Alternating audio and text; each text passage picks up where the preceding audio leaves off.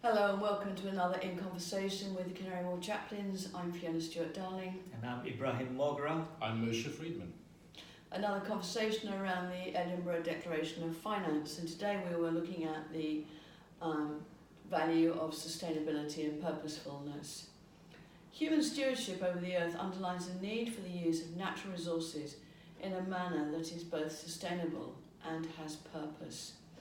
We all make personal choices. We choose where we live, what we eat, what we wear, and how we live. In the same way, corporate companies make similar choices about where they locate their businesses, what resources they use in terms of human beings and physical resources. And yet, if we want an ethically driven economy and we want the idea of stewardship behind it, we need to factor how our resources are used. We need to nurture some kind of intentionality and purposefulness in our choices so that sustainability can be pursued. Moshe? It reminds me of a verse in Ecclesiastes where we're told that the one who loves money in abundance is never satisfied with money in abundance. And the problem of making healthy choices is that we're often not thinking through the purpose of the choices that we're making in terms of accumulation of wealth and also how we spend that wealth and the stuff that we accumulate. We do accumulate a lot of things that they don't always have the right kind of purpose or the proper purpose in our lives. And do we really need that much stuff? Yeah. And being satisfied with what we have is key. Because Prophet Muhammad, peace be on him, said that there's only one thing that will satisfy the human being, and that's the dirt of the grave. We'll always be hungry for more, we'll want more.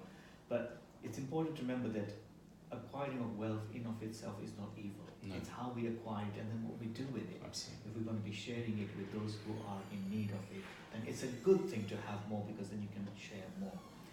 So we've got to strike the balance right and find satisfaction in what we have. I think that's right. I mean, Jesus reminds us in one of the parables he told of the landowner who had a bumper harvest, didn't have barns that were big enough, so they tore them down and he filled his barns up. And he said to himself, great life now, I can retire, I can eat, drink and be merry. And God said to them, like, bad luck mate, tonight you're coming to heaven. So, we can acquire wealth, but actually it's what we do with it and how we do stuff that is sustainable for future generations. Definitely. There's a lovely saying from our sages. They ask the question, who is rich? They reply, the one who is happy with what he has. And in this world, of course, we have to be happy with the things that we have. We always have to be striving, as you rightly say, to earn more, to gain more, but what's the purpose of that? What are we going to do with those gifts and those blessings? Because at the end of the day, none of us can take it with us. And also when we have those gifts, not to be wasteful, because being wasteful causes a lot of damage to this world that God has given to us. So we have to be mindful of that as well. Yeah, because we're again asked to be stewards of the world, and the world has finite resources, and it's not just about our generation, it's generations to come, and it's people throughout the world. Thank you so much for joining us, and we look forward to you joining us next time. Bye-bye.